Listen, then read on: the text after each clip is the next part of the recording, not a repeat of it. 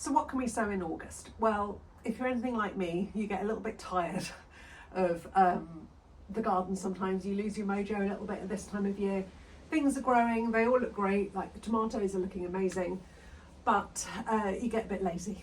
And well, I do anyway. So it's really important to try and continue to sow, and that way that you will really increase your harvest towards the end of the year. And I promise you, you'll definitely be thanking me that you sowed some seeds later on when you're harvesting. There's so much that you can sow now, but as the year goes on and the light levels get lower, obviously not now, but as they start to reduce, timing is quite critical. So this month it's particularly good for sowing things for harvesting very late on in the year, even into spring. So you've got things like broccoli, cauliflowers, cabbages, savoy, kohlrabi, all those, kale, all those kind of brassica kind of family. They're all good to sow now if you haven't done so already. Then you've got things that I would successional sow through the year. So chard, beetroot, radishes.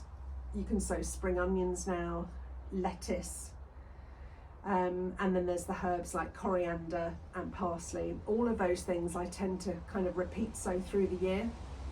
Good to get some in now, that will take you through. Quite a lot of those things obviously you would have eaten already, but this is kind of like your second or third round of sowing those things. Then new things sort of for this month onwards, all the kind of Chinesey type of sort of Asian things. So I've got on the go some pak choy, choy sum, Chinese cabbage is really good to sow now. Now some of these things you can sow at different months obviously, but this is kind of the optimum time to get them sown. Pak choy is adored by slugs, so it's one that I always module sow. Then you've also got things like, I think we've mentioned chard already, but chard and spinach, again they're things that you've probably eaten already, but the dog appears to be eating something, but they are things that will not take kindly to too much heat. So again, they slightly miss that really hot summer period, although theoretically in the UK we haven't had that hot summer period. And then later on, when it starts getting cooler, that's when they come into their own. Hang on a minute, I've just got to pause the video because the dog is doing something. Yeah, sorry about that. We're looking after a friend's Labrador and it just keeps picking stuff up because obviously it's a gun dog and it keeps collecting stuff and it's just destroyed a plant pot. Where was I? So yeah, chard, spinach, mustards, and then wintry things, I guess. I kind of like to think about things I want to eat when it's like cold kind of weather and you want to be all like snug and comforting. So roast dinners. So things like carrots you can sow now. Parsnips a bit late, I'm afraid, but you could do a lovely late sowing of a late variety, maybe something like Autumn King for carrots. And then turnips, get them sown now too. Now when I say sow, I sow, if you've been following me, you should know that I sow all of my stuff, pretty much most of my stuff, into modules or into seed, into pots, and then I plant them out into modules. So start again. So I sow seeds into pots, I then prick them out into modules and then grow them on and then plant them out when they're ready. So I just want to show you a bit of that. So this is some kohlrabi that I have sown. You can see the way I've done it. I have chucked it into a small pot. It's germinated. This is actually quite long because it was kept in my cold frame and it's kind of shot up because it was looking for the light. But you can see how many I've got there, and what I'll do is I will separate those out and then prick them out into modules to grow on. Now the modules that I tend to use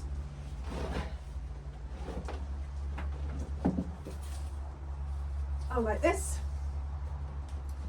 So you can see this one, it's a 60 cell tray and it's got lettuce, basil and parsley at the bottom. And if I lift one out, so the seeds, once they go from here into that module tray, and I'll just show you what they look like when they're ready to plant out. So this is a really good example of a lettuce that's ready to plant out. So you can see all that really lovely root growth there. Now that will just be popped into a hole in the ground to grow on, and that's kind of at the right stage for that. Essentially the root ball is held together by the roots, and that's a kind of a good indication of when it's ready to plant out. It probably takes about 4 to 6 weeks for that point. Obviously it's quicker through the summer when it's warmer, but that's how I tend to sow my all my seeds. I have a little bit more control over that way, and the watering, control over watering really in the environment they grow in, and also it just saves any predation from sort of slugs and things until they're a bit bigger, and then they can kind of withstand that a little bit more. The only thing I have found this year is coriander. So normally I would sow that in the same way, but it is so much better in the ground, and I've paid attention to, you know, how things have gone this year, and for me coriander, it's a game changer. Straight in the ground, keep it moist. I think it would just obviously can't like being disturbed. Its roots can't like being disturbed because it's prolific out there. And I'm just sowing like a line, maybe like a 2 foot sort of 60 centimetre line of seeds, sort of quite thinly, cover it with compost, keep it moist. And I'm just doing that every couple of weeks, and it's just providing me all summer with leaf, which is perfect because I use coriander a lot. And the same with parsley. Parsley is obviously a perennial or a biennial, so it will last a couple of years before it goes to seed. And I use so much of it, so I have little plants dotted around the vegetable garden. So that's kind of it. In terms of flowers, you kind of want to start thinking about towards the end of the summer, starting to sow some hardy annuals, which you can either sow direct into the ground now and then next year they'll come up, or sow into modules and keep them overwintered and then plant them out. And the idea of getting flowers in now, or sort of soon, is to have them bigger and earlier next year. But I'll talk about that more next time. But I guess this time of year you could get some wallflowers in for early spring colour. They're kind of like, they smell divine, and they're really, really will provide you with some early colour in the garden. So yeah, that's it. Hope you've enjoyed watching. I do always miss some things out, so I'm really sorry if my list isn't as comprehensive as some people's, but trying to remember everything that I need to sow is quite difficult. But essentially the key point at the moment is don't lose your mojo like me.